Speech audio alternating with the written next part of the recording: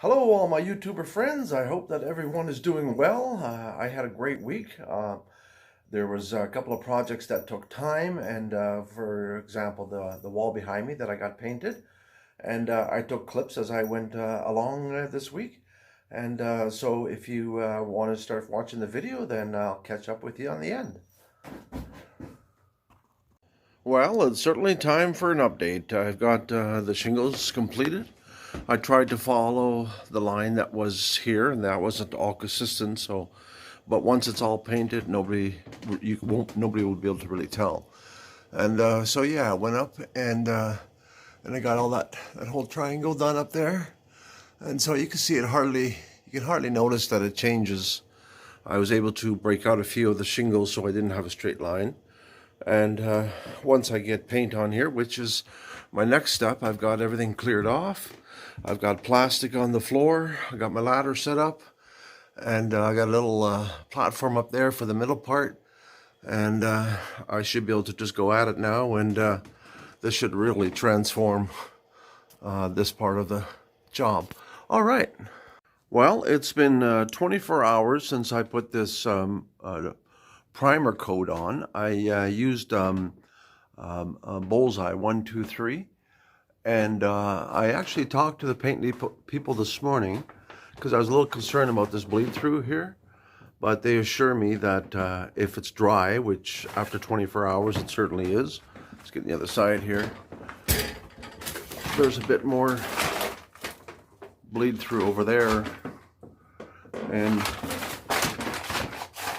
you can kind of see it there. But nonetheless, so we're going to give it a try. We're going to put the top coat on now, which is a semi-gloss white, and we'll see what the results are. And if we do get bleed through, I guess we'll have to try another stain blocker over top of that or something, but hopefully this will take care of it.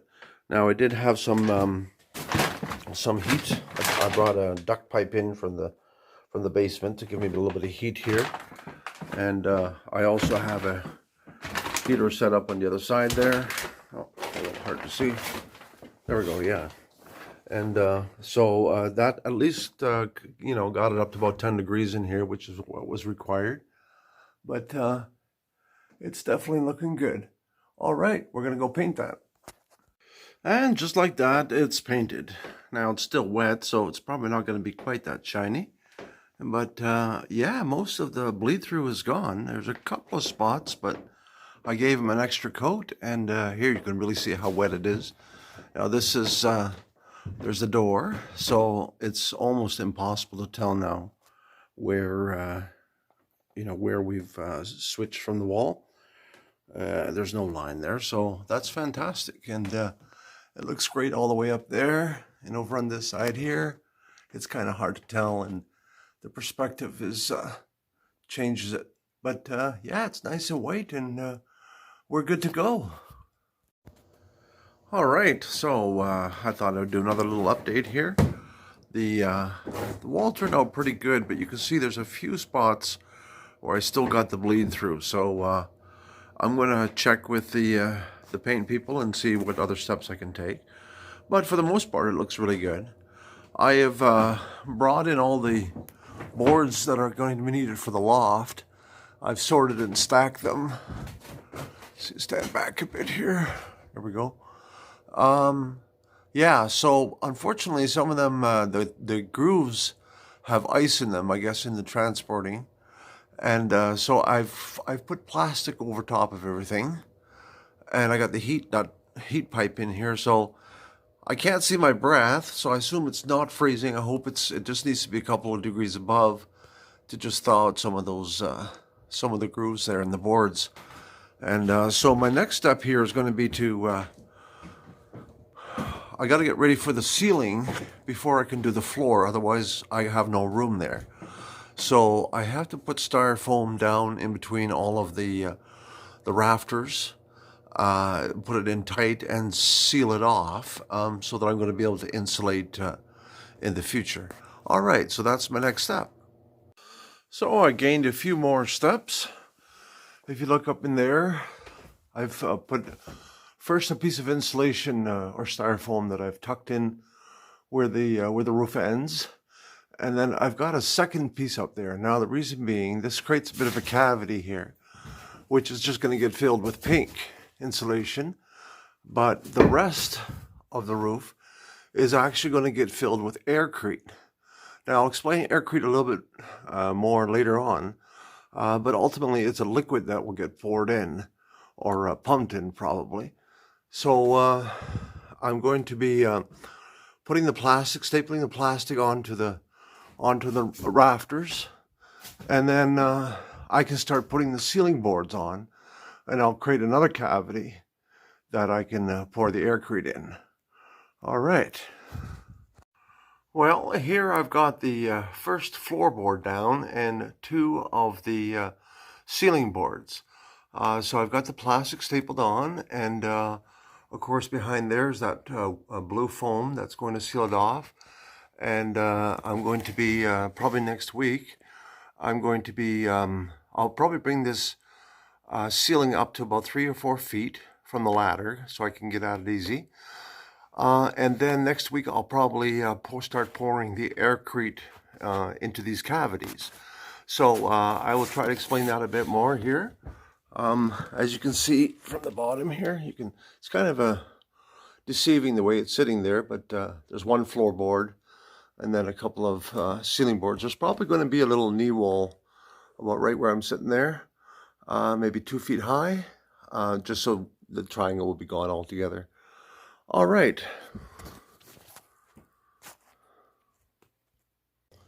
So here's a block of concrete. I don't know how much this would normally weigh if it was actual concrete, but I can actually take this and very easily lift it with my hand. I'll turn it on the side. If you look very closely, see if I can zoom in here, it is full of air. It's Portland cement that has been mixed with a foam generating, or a foam that's generated, and then allowed to harden. Now there's a bit of a trick to it, and I'm not going to get into all the details about aircrete.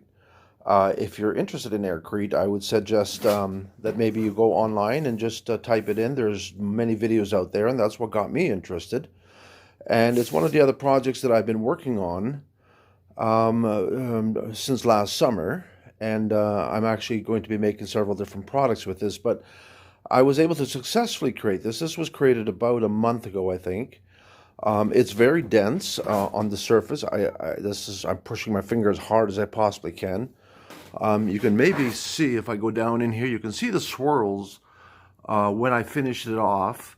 It dried exactly and hardened exactly the way I left it. And of course, it's being light and being full of air, it makes for amazing insulation factor. As a matter of fact, it has an R value of about 6 per square inch. Yeah, so just to finish up about this aircrete, so I said it has an R value of about 6 per inch, and I'm going to be putting 5.5 inches in there. So that should give me an R value of about 33. And I suppose if I count the pine board on the inside and the shingles and the plywood on the outside, I could probably gain another couple of R. So we'll actually have 35, R35 up in the ceiling, and that's phenomenal. And it's also going to be a true R value, because the fact that this is poured as a liquid and then allowed to harden, it'll go in every little crack, and it'll be tight against the rafters. With pink insulation, you have to cut it very carefully and cut it exactly to the right width in order for it to be effective insulation. If you have a little gap, you've already lost it. So with this, with aircrete, you won't have that. Now, I gotta say, I've been successful in producing aircrete, and I'm making some products with that, and probably in the future I can let you in on some of that stuff. But I have to get it into that cavity, and one option is to pump it, but I would need to use a screw pump or a piston pump, and both of them are around $500, which I really don't intend to, at this point, invest that kind of money. However, an alternative, which I'm going to try, is I've got a 30-gallon steel drum, and I figure I could probably handle 10 pounds of pressure in there with my air compressor.